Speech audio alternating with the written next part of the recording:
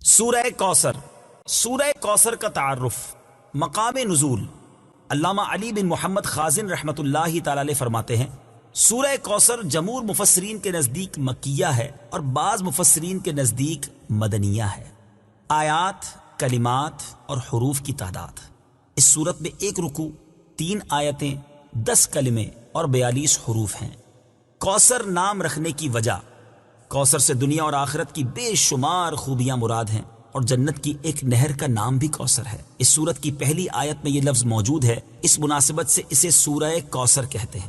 سورہ کوثر کے مضامین، اس سورت کا مرکزی مضمون یہ ہے کہ اس میں اللہ تعالیٰ نے اپنے حبیب صلی اللہ تعالی علیہ وآلہ وسلم کی مدحت بیان فرمائی ہے، اور اس میں یہ مضامین بیان ہوئے ہیں۔ نمبر 1، اس کی پہلی آیت میں اللہ تعالیٰ کے اس فضل و احسان کا بیان ہے جو اس نے اپنے حبیب صلی اللہ تعالی علیہ وسلم پر فرمایا۔ نمبر 2، دوسری آیت میں نبی کریم صلی اللہ تعالی علیہ وسلم سے فرمایا گیا کہ اللہ تعالیٰ کے فضل و احسان کے شکریے میں نماز پڑھتے رہیں اور قربانی کریں۔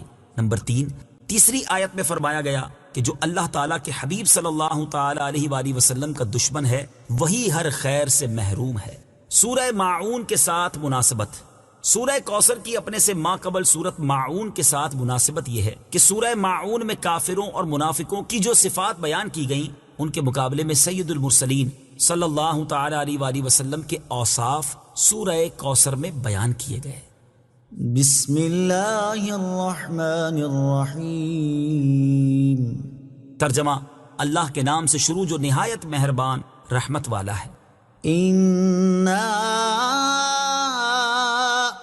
أعطيناك الكوثر فصل لربك وانحر إن شانئك هو الأبتر۔ ترجمہ، اے محبوب، بے شک ہم نے تمہیں بے شمار خوبیاں عطا فرمائیں تو تم اپنے رب کے لیے نماز پڑھو اور قربانی کرو، بے شک تمہارا دشمن ہی ہر بھلائی سے محروم ہے۔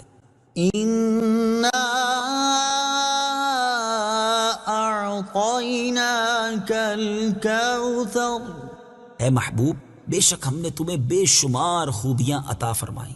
تفسیر صراط الجنان میں ہے، کوثر کی تفسیر میں مفسرین کے مختلف اقوال ہیں، ان سب اقوال کا خلاصہ یہ ہے کہ اے محبوب، بے شک ہم نے تمہیں بے شمار خوبیاں عطا فرمائیں اور کثیر فضائل عنایت کر کے تمہیں تمام مخلوق پر افضل کیا، آپ کو حسن ظاہر بھی دیا، حسن باطن بھی عطا کیا، نسب عالی بھی، نبوت بھی، کتاب بھی، حکمت بھی، علم بھی، شفاعت بھی، حوض کوثر بھی، مقام محمود بھی، امت کی کثرت بھی، دین کے دشمنوں پر غلبہ بھی، فتوحات کی کثرت بھی، اور بے شمار نعمتیں اور فضیلتیں عطا کی جن کی انتہا نہیں۔ آیت إِنَّا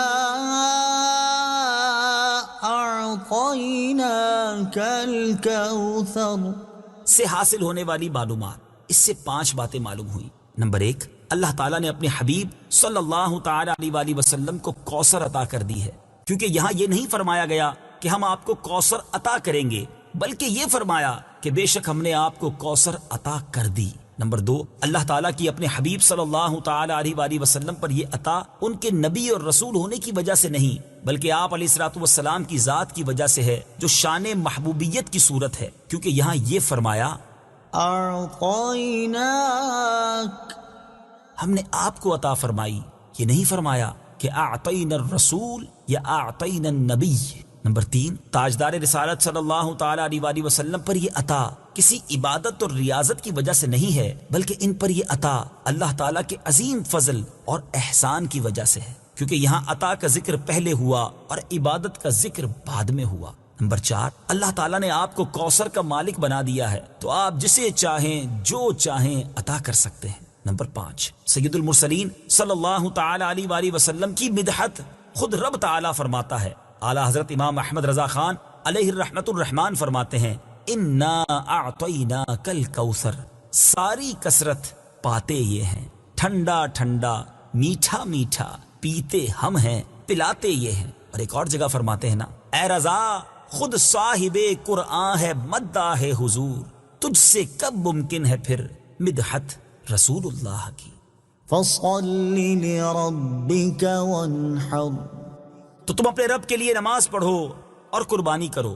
تفسیر صراط الجنان میں ہے، یعنی اے حبیب صلی اللہ تعالی علیہ وآلہ وسلم، اللہ تعالیٰ نے آپ کو دونوں جہاں کی بے شمار بھلائیاں عطا کی ہیں اور آپ کو وہ خاص رتبہ عطا کیا ہے جو آپ کے علاوہ کسی اور کو عطا نہیں کیا۔ تو آپ اپنے اس رب عز و جل کے لیے نماز پڑھتے رہیں جس نے آپ صلی اللہ تعالی علیہ وآلہ وسلم کو کوثر عطا کر کے عزت و شرافت دی، تاکہ بتوں کے پجاری ذلیل ہوں اور بتوں کے نام پر ذبح کرنے والوں کی مخالفت کرتے ہوئے اپنے رب عز و جل کے لیے اور اس کے نام پر قربانی کرے۔ اس آیت کی تفسیر میں ایک قول یہ بھی ہے کہ نماز سے نماز عید مراد ہے۔ إن شانئك هو الأبتر، بے شک تمہارا دشمن ہی ہر بھلائی سے محروم ہے۔ تفسیر صراط الجنان میں ہے۔ شان نزول، جب سید المرسلین صلی اللہ تعالی علیہ وآلہ وسلم کے فرزند حضرت قاسم کا وصال ہوا تو کفار نے آپ کو ابتر یعنی نسل ختم ہو جانے والا کہا، اور یہ کہا کہ اب ان کی نسل نہیں رہی، ان کے بعد اب ان کا ذکر بھی نہ رہے گا اور یہ سب چرچا ختم ہو جائے گا۔ اس پر یہ سورہ کریمہ نازل ہوئی اور اللہ تعالیٰ نے ان کفار کا بالغ رد فرمایا، اور اس آیت میں ارشاد فرمایا کہ اے حبیب صلی اللہ تعالی علیہ وآلہ وسلم، بے شک تمہارا دشمن ہی ہر بھلائی سے محروم ہے، نہ کہ آپ، کیونکہ آپ کا سلسلہ قیامت تک جاری رہے گا، آپ کی اولاد میں بھی کثرت ہوگی اور آپ کی پیروی کرنے والوں سے دنیا بھر جائے گی۔ آپ کا ذکر ممبروں پر بلند ہوگا، قیامت تک پیدا ہونے والے عالم اور واعظ اللہ تعالیٰ کے ذکر کے ساتھ آپ کا ذکر کرتے رہیں گے، اور آخرت میں آپ کے لیے وہ کچھ ہے جس کا کوئی وصف بیان ہی نہیں کر سکتا۔ تو جس کی یہ شان ہے وہ ابتر کہاں ہوا، بے نام و نشان اور ہر بھلائی سے محروم تو آپ کے دشمن ہیں۔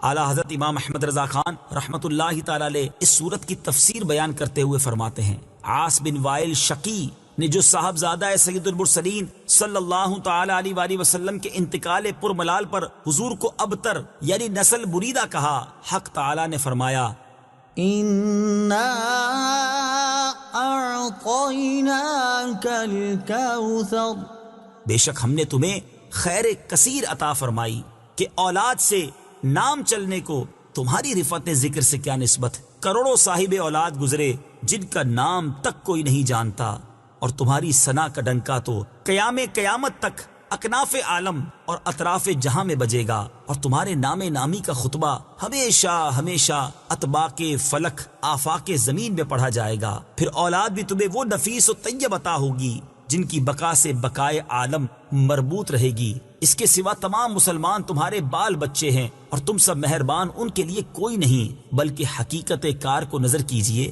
تو تمام عالم تمہاری اولاد مانوی ہے کہ تم نہ ہوتے تو کچھ بھی نہ ہوتا، اور تمہارے ہی نور سے سب کی آفرینش ہوئی۔ اسی لیے جب ابو البشر آدم تمہیں یاد کرتے تو یوں کہتے، یا ابنی صورتن و ابایا معنن، اے ظاہر میں میرے بیٹے اور حقیقت میں میرے باپ۔ پھر آخرت میں جو تمہیں ملنا ہے اس کا حال تو خدا ہی جانے۔ جب اس کی یہ عنایت بے غایت تم پر مبذول ہو تو تم ان اشقیاء کی زبان درازی پر کیوں ملول ہو، بلکہ فصل لربك وانحر، رب کے شکرانے میں اس کے لیے نماز پڑھو اور قربانی کرو۔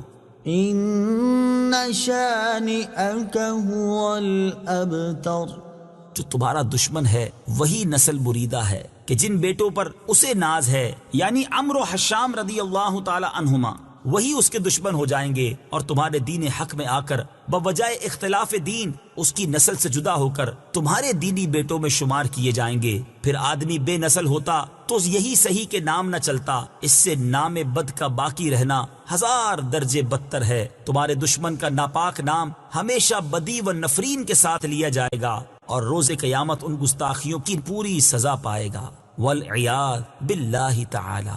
اس سے معلوم ہوا کہ حضور پر نور صلی اللہ تعالی علیہ وآلہ وسلم کا اللہ تعالیٰ کی بارگاہ میں مقام اتنا بلند ہے کہ ان کے گستاخ کو اس کی گستاخی کا جواب خود رب تعالیٰ دیتا ہے۔ صدق اللہ